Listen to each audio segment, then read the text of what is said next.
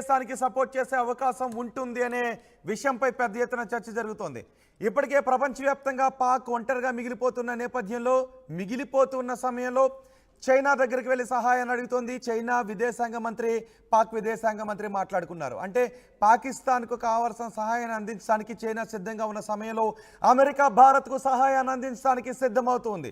ఇప్పుడు అమెరికాకు చెందిన యుద్ధ నౌకలను అవసరమైతే భారత్కు పంపించడానికి కూడా సిద్ధమవుతోంది. ఇప్పుడే అమెరికాకు సంబంధించిన యుఎస్ఎస్ విలియమ్స్ పి లారెన్స్, ఈ 2 నౌకలు కూడా తైవాన్ సమీప ప్రాంతంలో ఉన్నాయి.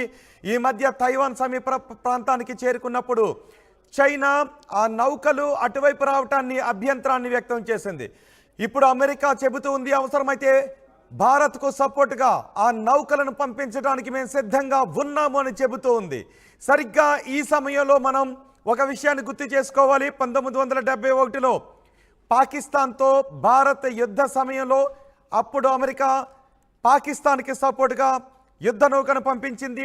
దాన్నే టాస్క్ ఫోర్స్ 74గా మనం పిలుస్తాం. అప్పట్లో ఆ యుద్ధ పంపించినటువంటి పరిణామాన్ని టాస్క్ ఫోర్స్ 74గా మనము పిలుస్తూ ఉన్నాం. యుఎస్ఎస్ ఎంటర్ప్రైజ్ అనే నౌకను అప్పట్లో 1971లో అమెరికా పాకిస్తాన్కు సపోర్టుగా పంపించింది. అదే సమయంలో రష్యా మనకి తన యుద్ధ నౌకలను పంపించింది. దీంతో అమెరికా చేసేది లేక తోక ముడిచి వెనక్కి వెళ్ళిపోయింది. ఆ యుద్ధంలో మనం పాకిస్తాన్ని చితక్కొట్టి పంపించేశాం. అప్పుడే బంగ్లాదేశ్ కూడా ఏర్పడింది.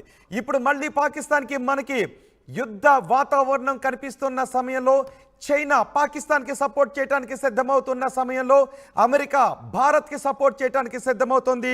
అమెరికాకు చెందిన 2 యుద్ధ నౌకలు యుఎస్ఎస్ విలియమ్స్ పి లారెన్స్, ఈ 2 నౌకలు ప్రస్తుతం తైవాన్కి సమీపంలో ఉన్నాయి.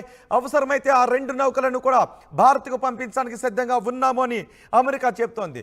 దీంతో ఏ క్షణానైనా ఏమైనా జరిగే అవకాశం ఉంది. ఇప్పటికే చైనా అమెరికాకు మధ్య ట్రేడ్ వార్ ముదురుతూ ఉంది. అన్ని దేశాలపైన ప్రతీకార సుంకాలను వెనక్కి తీసుకుంది అమెరికా, కానీ చైనాపై మాత్రం వెనక్కి తీసుకోలేదు.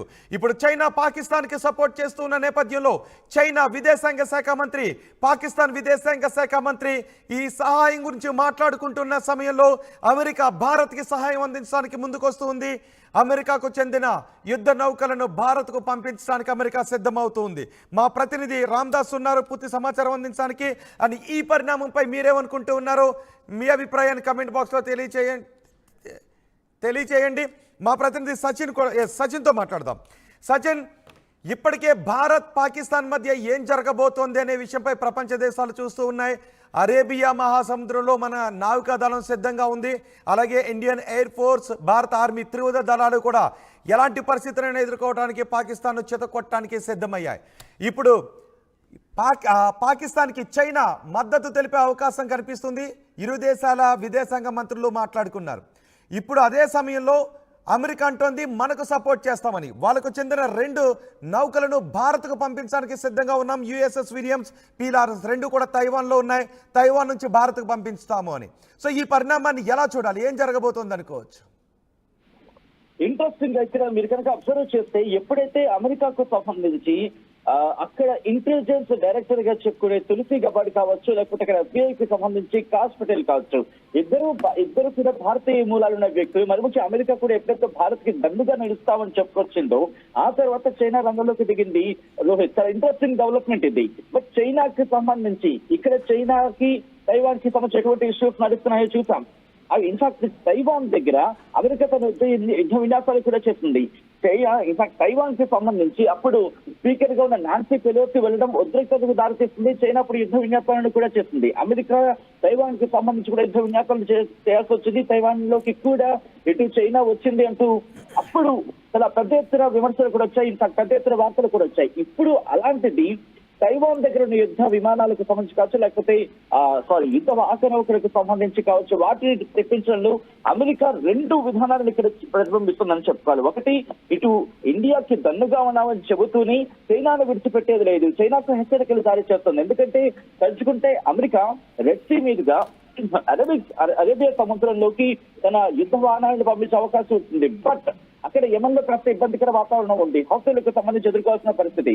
సో ఇటువంటి నేపథ్యంలో ప్రస్తుతం చైనా హెచ్చరికల నేపథ్యంలో ఇండియా చాలా వ్యూహాత్మకంగా అడుగులు వేస్తూ ఉంటే చైనా వచ్చి అడుగులు వేయడం, చైనా మాట్లాడడం, చైనాకు సంబంధించి దన్నుగా నిలుస్తా ఉంటాం.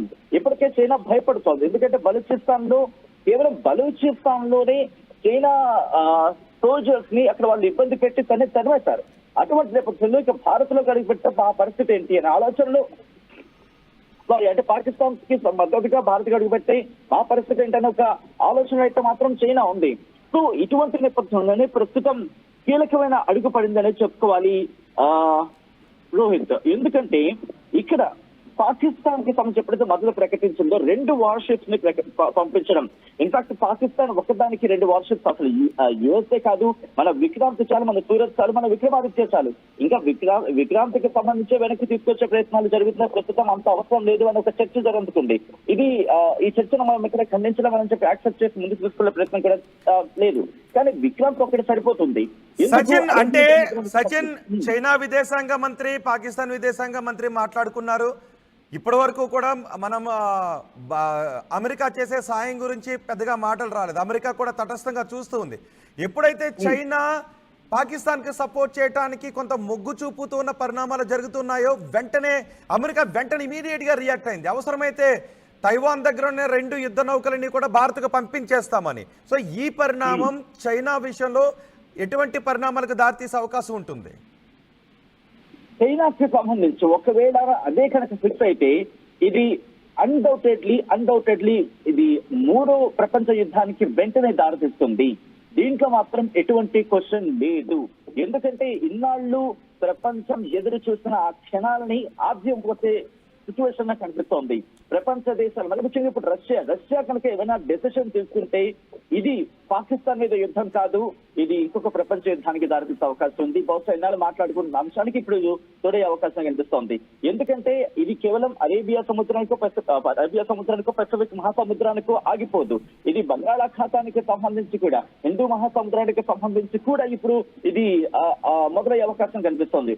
ఒకవేళ అదే జరిగితే అమెరికా సాయం కాదు, అమెరికాకు అవసరం, అమెరికాకు యుద్ధంలోకి దిగడం అవసరం.